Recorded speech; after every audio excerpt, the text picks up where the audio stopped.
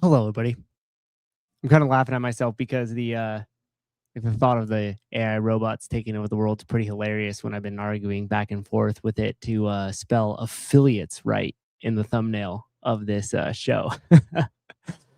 It's kind of hilarious because it keeps regenerating it. And it's like, oh, yeah, you're absolutely right. It's spelt wrong. And then it like hyphen in between each letter to spell it correctly. And then it'd be like, okay, set, regenerating. And then it would do it, but then it would still spell it wrong, which was kind of funny. But we're testing out something that we're building over at Media Launch. So you kind of got to bear with it, I suppose, as it works all the bugs out over time. But anyhow, we'll fix the thumbnail. So if you come on here and you're like, it's spelled wrong, I know. Thank you. Appreciate that. So, first off, have you guys seen the WFP Will Morad returning interview, the Mayhem interview? You should go check that out if you have it. It's pretty good. They push him pretty hard. How's my internet? Oh, it's all right. Fire this thing up and not sure if it's running up to speed or not. It seems to be doing okay at the test. Okay. Seems to be going all right. So hi, Judy. How are you? Welcome to the show. So I've tried to record this. I was going to do something different and do like a post-production style video where I record it, then I put in like, fancy things and graphics and like punch-ins and all this other stuff. And as I tried to record this 3 separate times, really, the one that I was like, okay, it's not terrible. It's a little weird talking to just the camera and not having at least some sort of audience to talk to. And I thought I had it enough. Like I was like, okay, I'm going to try to edit this. And then it turned out that I deleted it before it fully downloaded. And I didn't even realize that. So I was like, okay, screw that. I'm just going to go ahead and go live and just do this show. So now is as good a time as any. I had a little bit of a change up from my schedule this afternoon. Originally, I had some people I was working with at 4:30 and they rescheduled. So I had a little extra time and figured we go through this right now because it is important. I've had a lot of discussions with affiliate owners, potential affiliate owners, coaches that are saying, hey, I'm thinking about buying the gym that I'm currently at, or I'm thinking about leaving and starting my own gym. And I boiled it down to these 5 things here that are more or less traps that I have fallen into when I was first started my affiliate, and a lot of traps that I know people that are either wanting to start an affiliate or starting their own affiliate typically fall into. And I put little labels on them. And this is technically the 4th time of me going through it, so it should be pretty concise. And with each section here, I will give you guys a recommendation on a book that you could either listen to or read, depending on how you consume your material, that is going to allow you to get some insights on each one of these, as well as some actionable things that you could do after you read the book. And that's the most important part, is like taking action on it. A lot of people will listen to a lot of stuff a lot or read things and never actually take action on anything. And that's not going to get you anywhere. So we'll dive right into it here. The first thing is what I call the great coach trap, if you will. A lot of people believe that ascension in a career of a coach or a trainer is owning their own facility. And this is a huge mistake if you're unsure of what exactly it is you want to do. A lot of us will say, okay, I'm the best coach at my gym, or I've been a GM at this gym, or I've been training for all this time and I want to make more money, or I want to go to the next level. And they automatically assume that means that they need to own their own gym. And that is incorrect. What actually happens is when you go from being a GM or being a coach or doing a lot of personal training to owning your own facility, you completely switch jobs.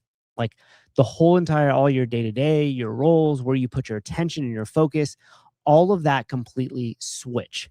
And that's the main thing that I want to drive in this phase here, or what happens typically when people go to open their own gyms.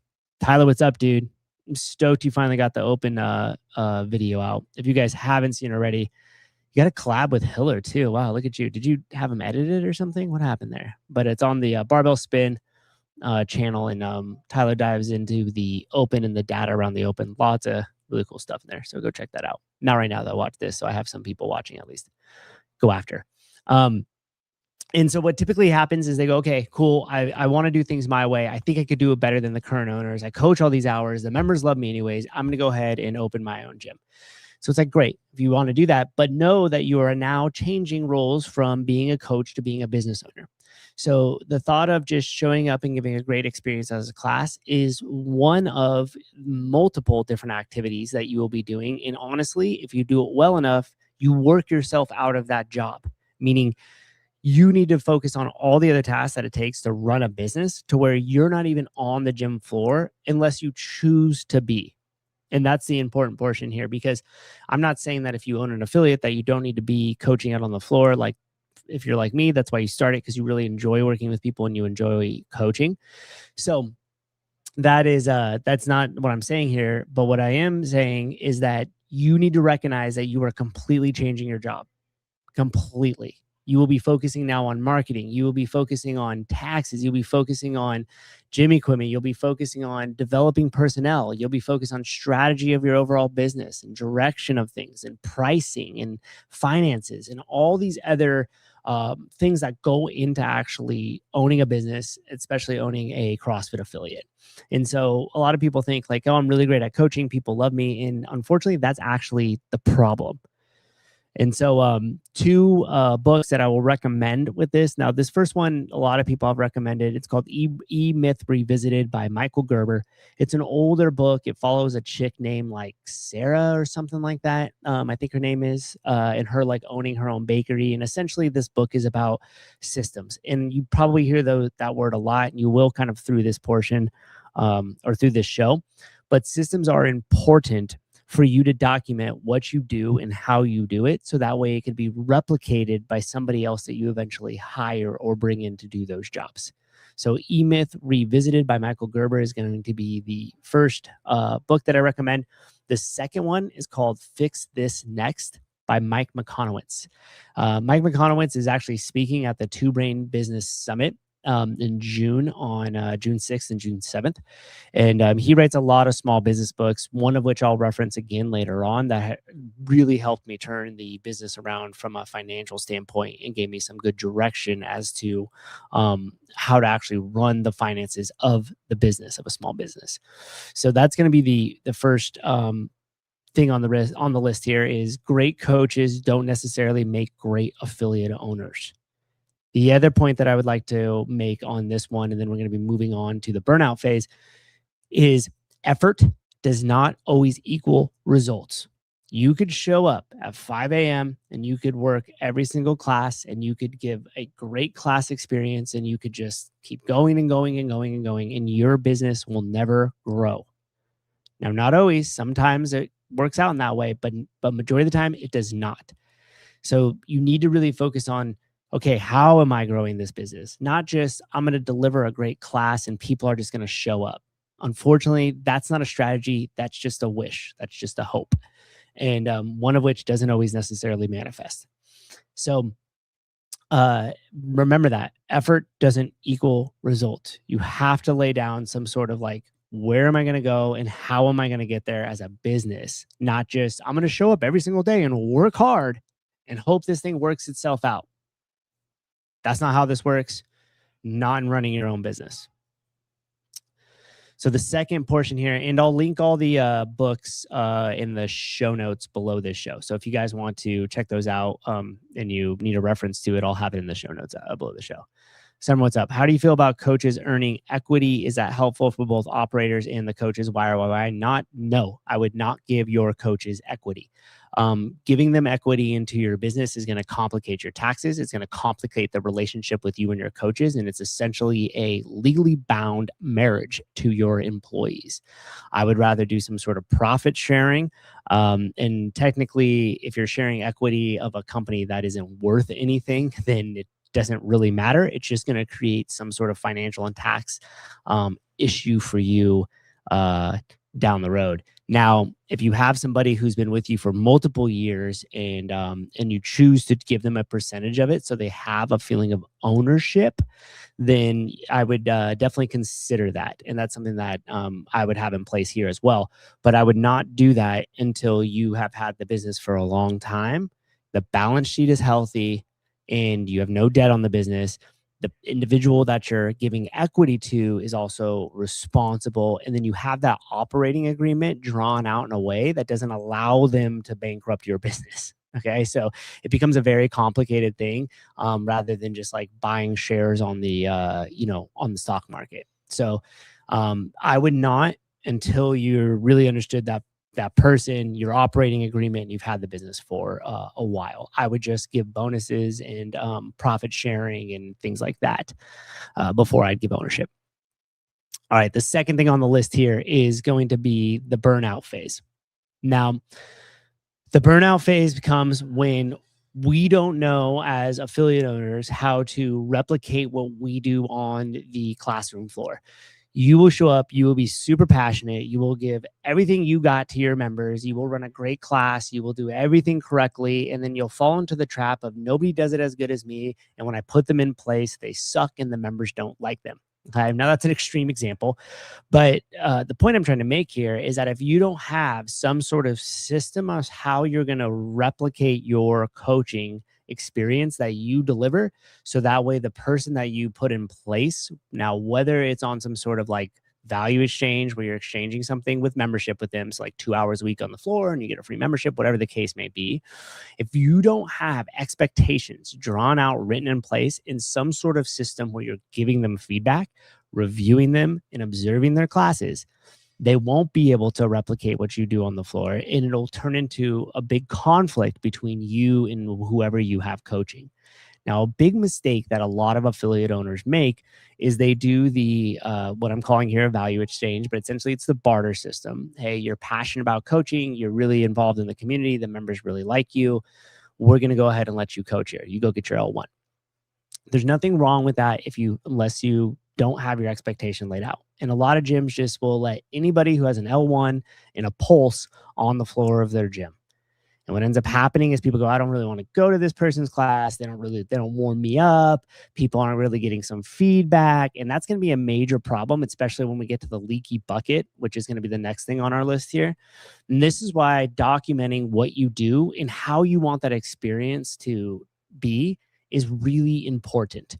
And I released the handbook that we use here at CFL for onboarding coaches. It actually has the whole entire checklist of how we onboard the coaches. You guys could get it for free if you go to the school community. You could literally just download it, use it, change it to how you want it to represent your gym.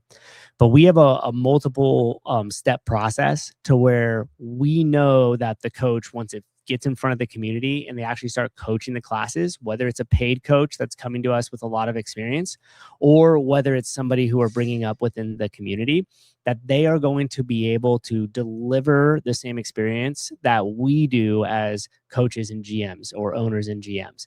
And if not, they know because we've laid out the expectation.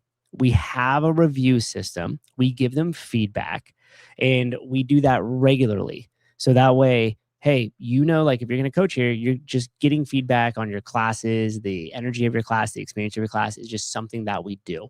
And if you don't have that expectation put in place, it becomes really awkward because then you start to see things and you're like, when do I bring it up? I'm going to have a coaches meeting and then I'll bring it up then. Or worse, maybe you don't even have a coaches meeting and you just let it kind of turn weird. So having some sort of system in place where you line out that expectation and you onboard your coaches. We think about this a lot in terms of members. They need a foundations class so they could learn the ins and outs of the movements and they could get the classroom feel and know what they're doing. The same exact thing needs to happen with your coaches. Even if the person has been a member of your gym for multiple years, now they're elevating to a coach, they haven't been on that side of the room. They haven't experienced what it's like to run that class, to manage that class and everything that takes. Just because they've taken a lot of classes does not qualify them to then run the class.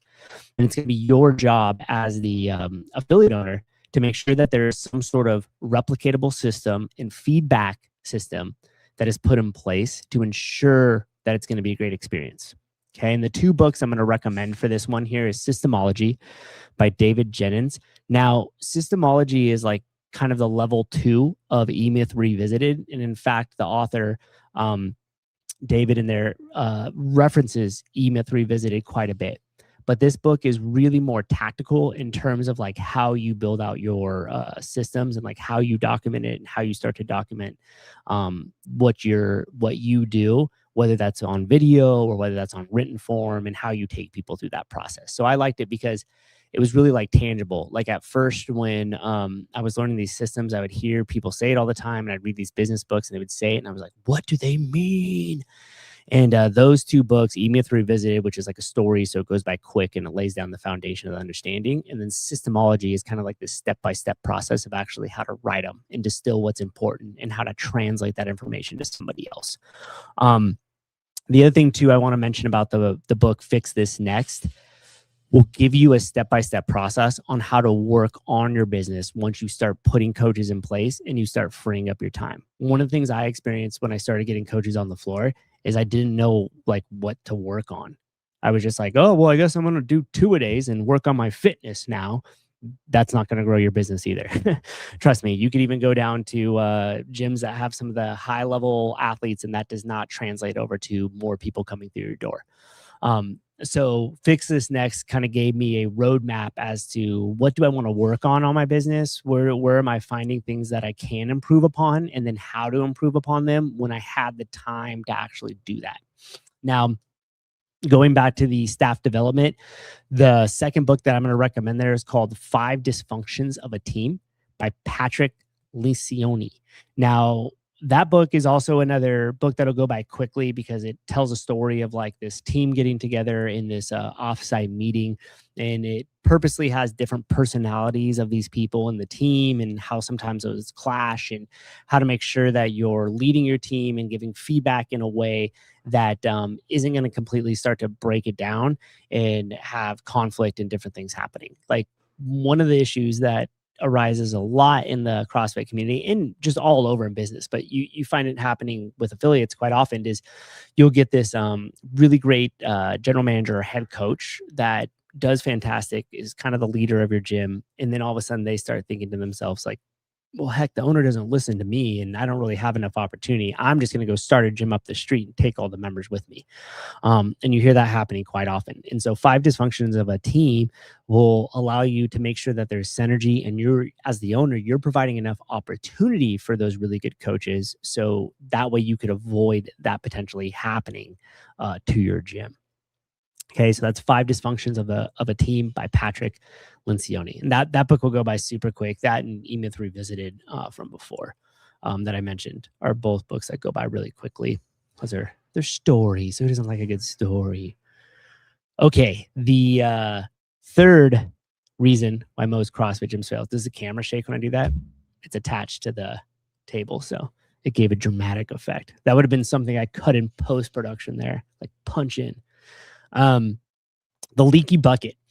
This is often referred to here as in retention for businesses, not just in the gym and affiliate world, but just businesses in general. And the leaky bucket, also known as the growth killer, is essentially you might have a great system to which people are showing up. Like maybe you're just a really cool dude. Everybody knows you in your town. They found out you started a CrossFit gym and they're super psyched. So they just show up at the door, by tens of hundreds of them. But the problem is that they're not getting a great experience with maybe some of the coaches you hired. You're not onboarding them into CrossFit as efficiently as you should or as successfully as you should. And they're not sticking around. So they show up, maybe a month or two goes by, you don't hear from as much, but the third month they drop off. And retention is how you make money and how you grow as a CrossFit affiliate. If you're not able to keep people engaged and keep giving them result and a really awesome experience when they come day after day and they leave, what ends up happening is you just end up with people showing up at the front door and walking right out the back, and you're just chasing that on a treadmill for forever. So you want to really make sure that you have some sort of onboarding system for your members, similar to like what we talked about with the coaching staff, but in a way that assimilates them into the community, and in a way for you to kind of check in with them, make sure it's going good, make sure that they're um, staying involved with the classes and staying involved with the community. And there's 100 different ways to do this. Even the open is one that's always talked about as a great retention tool, because you give your members something to train for. You get them all together on Friday nights, they all work out together. So that's an example of one type of retention tool that you could use. In my opinion, the most important thing is the first kind of 10 days of a new member coming in, then the first 30 days, then the first 90 days, and having some sort of check-in system with them, whether it's done automatically through a gym software or whether you just have a coach that's on top of that. But really making sure that they have a good experience, following up with them, asking them questions, making sure that, how's your body feeling? How are you enjoying this? Are you getting it? Is there anything we can help you with? That type of stuff is super important, because if you don't keep them around, then you're just chasing that for forever. And retention is super important for CrossFit gyms to actually make some money. Okay, so the two books that I'm going to recommend here for this, the first one is actually from Chris Cooper. It's called Help First. Now, this book actually is kind of about sales in the gym industry, specifically around CrossFit gyms. But it is important to go through that book, because for me, it transforms selling, quote unquote, from like this weird kind of sleazy cars salesman thing, like, oh, I don't want to do that and be this high pressure salesperson, to reframing it to like, we're super lucky as affiliate owners and as coaches, because what we quote unquote sell and what we do, we know is going to give these people a better quality of life. We know it's going to make them fit. We know it's going to make them healthy. So being able to, hold on, I was just yelled at because I didn't have my on air sign. I got this here so that way people know when I'm live and when I'm not. And I forgot to turn it on. So we know that what we have to offer is going to give them a lot of life back in their lives. And so it doesn't necessarily need to be some hard pressure sale. Like, you're not selling them on a timeshare or something like, oh, you use the jet skis? Well, if you use the jet skis, you might as well sign your next 20 years away here. So Help First kind of guides you through, like, how do I coach this person on what they need, putting together a prescriptive plan for them, so that way they're successful in your gym and you're giving them like upsells and different things like that. Judy Reed, Committed Club is huge for us, keeps people accountable and showing up. Exactly. There's so many different cool ways to do this. We talk about it in the school community as well too, so you guys could check that out there. But I mean, literally, like, gamifying is what it's called. If you think about martial arts, it's like leveling up in the belts is what keeps people around. That's why they have so many different kids colors belts, so that way the kids feel like they're always advancing. So having some sort of a retention tool is big there, as well as a good, successful onboarding process for your members. If you guys heard me talk about this before, we don't really dive too much into teaching movement and making sure that everything is taught all perfectly when we bring people in. We really focus just on assimilating them into the community, making sure they have some friends, introducing them, showing them around the gym so they know where everything is, so they don't feel awkward or silly when they come in. Because learning and doing that's going to take a long time for them to actually get those movements down. So we just know that if they feel comfortable, if they feel welcomed, if they don't really have anxiety when they sit in the parking lot before they walk through the door, because they know that they're going to be taken care of and it's going to be easy, we'll make it easy, we'll make it fun for them. That type of stuff is far more important than making sure that they know exactly which one the overhead squat is versus the thruster, and how to do it and how to do it perfectly, right? Just keep them safe when you teach stuff, get them assimilated to your community. The second recommendation that I'm going to have for this phase is called Thanks for the Feedback by Douglas Stone and Sheila Heen. Now, these were two psychologists from Harvard that wrote a couple of good books, but Thanks for the Feedback is a phenomenal book on like dealing with conflict, receiving feedback, giving feedback, and kind of the psychology that goes into that whole entire process. I read this book years ago, and it was a complete game changer for me when communicating either difficult things or working through conflict with your staff or with member complaints or different things like that.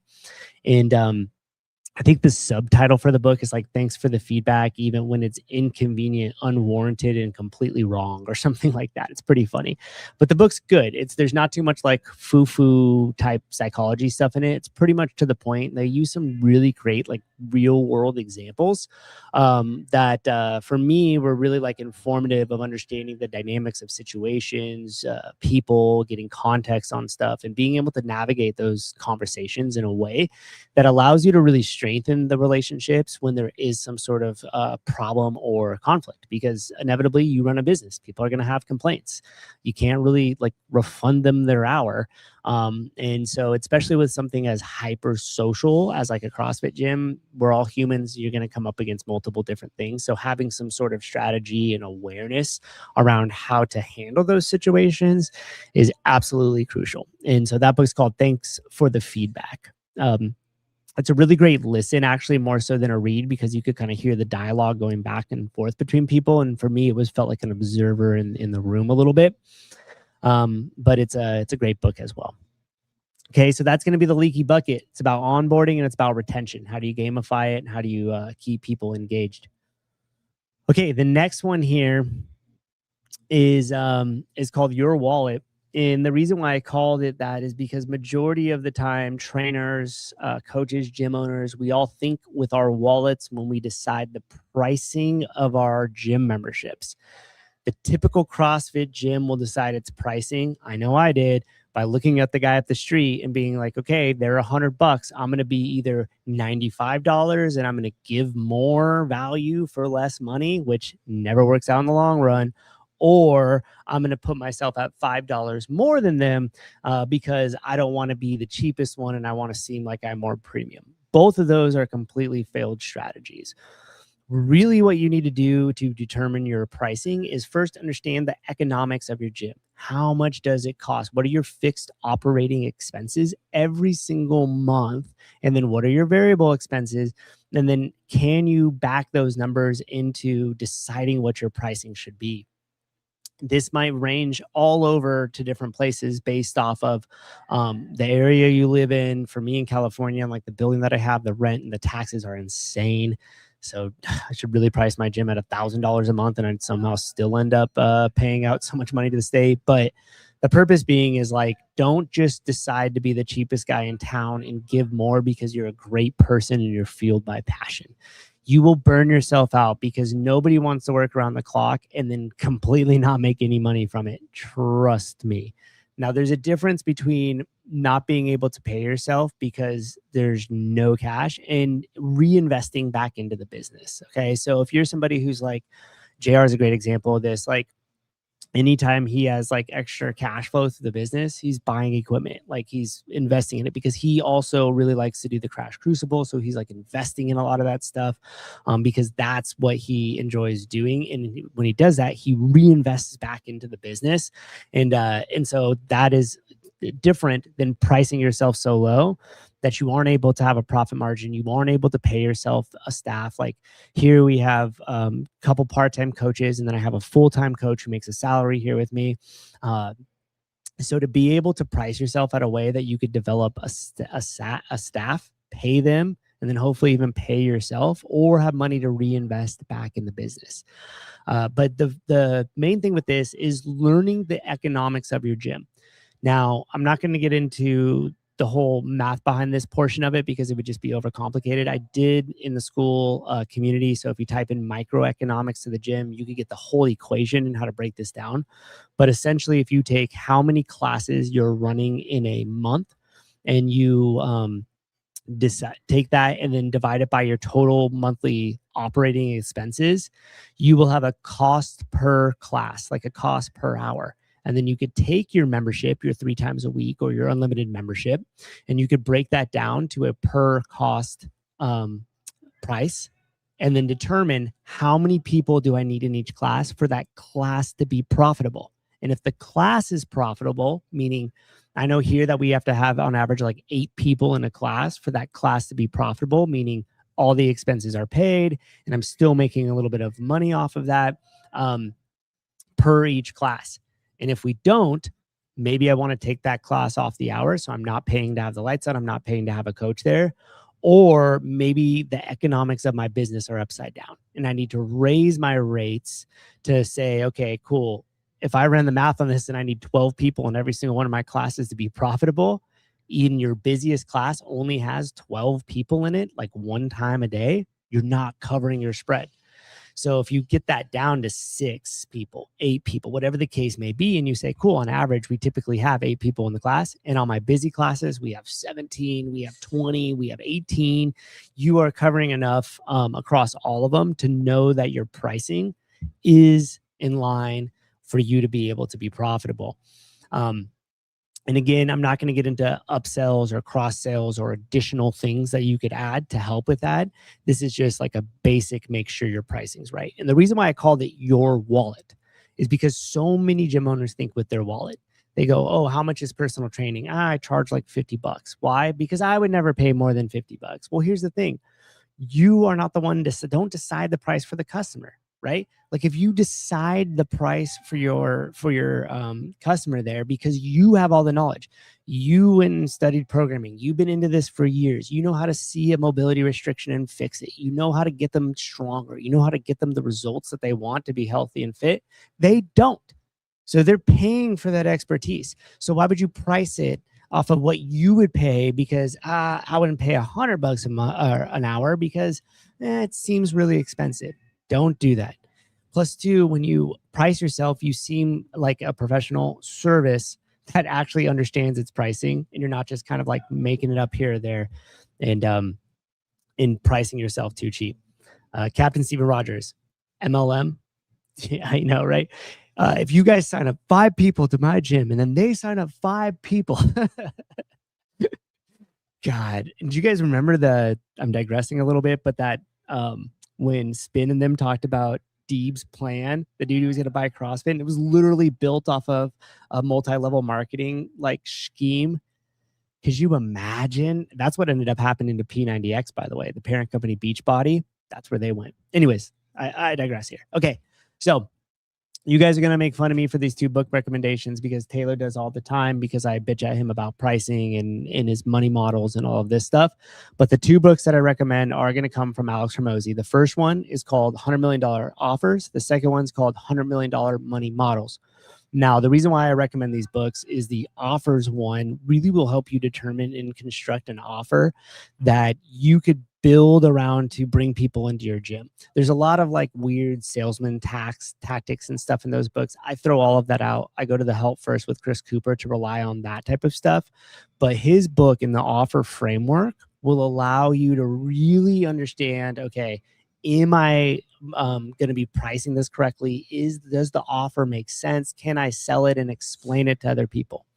And the Money Models book will allow you to understand upsells, downsells, cross sales, and then we're going to get into the data broke version of this. So I'm getting a little bit ahead, but it'll also understand some data points for you when you start to go to advertising or paying for different sponsorships locally to make sure that are those costs or those expenses that you're putting out, how much does it cost for you to get a customer into your gym? And when do you actually make a return on that investment? Because if you're just randomly throwing money out at Meta and you don't really have the data and you're not really understanding, like, is this worth it? Am I getting some sort of ROI from it? Like, you're just going to end up throwing your money out the window. Okay. And so those 2 books I'm going to recommend in terms of like pricing and understanding that. Now, the last piece on here, which ideally I was going back and forth if it should just be 4, but I wanted to give this its own separate category here, and it's called data broke. And this is just when people don't have enough data on what's going on in their gym. And the reason why I didn't put it together with the other pricing is because I want to separate your group class pricing, understanding that structure, understanding the offer, and understanding some sort of money model that you could construct in your gym that makes sense for you. Over just some data points that you'll really want to focus on. I mentioned earlier Tyler Watkins's stuff on the open, the data that he put around the open. And man, in the right hands with the right people behind it, that data is worth its weight in gold because you could really understand your numbers and like what's going on and being able to understand like, hey, where are we losing people? Why are we? Which groups are sticking around? Why are they sticking around? What are the gyms like? Because once you have that collection of data, you're able to make really informed decisions on what you need to do next or what's just happening in general. So a couple of data points that you really need to focus on for your gym is going to be churn. How many people are you losing and gaining each month, right? Like, what does that happen each monthly? Because you want to make sure that churn stays relatively low. Okay. Now, some gyms will be like, we have like hardly no churn. And I'll probably then say you don't have enough customers that are coming through the front door either. Because usually churn goes up when you actually start attracting a lot more people into your gym, because some people will fit in, it'll be a right fit for them. Some people won't. So understand the churn. The second thing you're going to really understand is like average revenue per member. Okay. So what this does is it allows you to say like, okay, how much are my members actually spending in my gym? Now, if you don't have any other offers outside of just 3 times a week and unlimited membership, I strongly suggest that you look into like, what else can you offer? Can I offer a strength dedicated program? Can I offer personal training into my gym? Can I offer nutrition in my gym? Can I do some group stuff together where they buy in? Maybe it even is just like some sort of competitions that you run, but offering more things that your members will buy into will increase the average revenue per member. So ARM is what that one is called. And that's an important data point for you to know for your gym. The most important one is probably going to be your length of engagement or the lifetime value of the customer. Okay. Those things are important because for us as gyms, like we make money off retention. And luckily with CrossFit and the community and the way we do things here, typically members stick around and engage with the gym for a really long time. The data shows at our gym here that if we get you for 3 months, we get you. That sounds bad. Gotcha, bitch. Just kidding. If we have you in the gym for 3 months, chances are we're going to keep you around for 3 years. And I have data that will back that from my gym. So I know with that information, okay, the first 90 days are super important to make sure that they're in a habit, in a routine, getting some sort of results and assimilating into the community. Because if they do that for 90 days, they stick around for 3 years. This is really important. So knowing the lifetime value of the customer or the length of engagement is another way is super important. So that way you guys can make decisions. Now, some more complex ones that will take you a little bit to get into is going to be cost to acquire customer or CAC, right? Like how much does it cost if I want to advertise outside of these gym walls, through meta ads, through flyers, through sponsoring different things, like all of that cost added up. And then what is that number? And then how much do I get when you walk through the door? Like when I actually sell you something, and how long does it take to make me a return on that spend? Now, this gets into some complex stuff. The State of the Industry report by Two Brain Business has some really great information just around averages of average revenue per member, averages of LTV, averages of CAC, averages of operating expenses. Like all of that is in the State of the Industry report. So that's a really great place for you guys to start if you just want some general numbers on what's going on. But those are super important because once you slowly build your way up to that, meaning I understand I'm switching jobs, I'm no longer a coach, I'm a business owner. I understand I need to develop staff that can replicate the experience that I deliver in my gym. So that way people stick around and there's retention to it. And then I need to understand the economics. Am I pricing myself at a way it's going to allow my gym to be around for a long time? It's going to allow me to reinvest in equipment and things as well as staff. And so those are the 5 things that are most important. But each one, as you build up through this list here, requires more attention. So now if we go back to that great coach, can you imagine being like, oh, I'm the best coach at my gym and people love me, so I start my own gym. And then we jump all the way over to the data broke phase. And I'm like, cool, what's LTV? What's the average revenue per member? How much are you spending on ad spend? What's it cost to bring you a new member in? How much do you make on cash on close? What does it look like when a customer turns profitable for you? Like all of that stuff, right? So it eventually gets complex. And the reason why I put the title in here, What HQ Won't Tell You. Number one, it was catchy, right? But number two, it's true. Like you're probably not going to find this information out from CrossFit HQ. Best hour of their day, Two Brain Business. These gym mentor businesses have a lot of free resources out there that I suggest you guys start with because it's very specific to the gym before you kind of go too far out into the business world. Now, the 2 books that I'm going to recommend for Data Broke are really going to mostly focus around personal finance a little bit, because most of us need to have a great personal finance foundation, because if you can't run your own finances, it's going to get pretty tricky for you to be able to do that with your business, because it becomes more complex. So the first book I'm going to recommend here is called Profit First, again by Mike McConowitz. That book personally changed everything for me on the personal, not the personal finance side, but running the finances of my business. Like, I followed his whole method. I understood where everything was going. I understood how to parcel my money out using Parkinson's law, not to be confused with Parkinson's disease. And it really gave me a great foundation that, especially when COVID hit and revenue fell off of a cliff, we were able to survive and continue to pay the staff as if nothing had ever happened. So that book was instrumental there. And it's kind of cool because Chris Cooper's books, Two Brain Business 2.0 and Help First, were free books. They're still free right now, so you guys go pick those ones up for free. But I took that material because I couldn't afford a gym member, couldn't afford anything, and learned those books, studied them. And then I think one of those books pointed me at Profit First. Chris might have, or maybe I just found it kind of on my own searching. And then I was able to apply all that financial method to the business.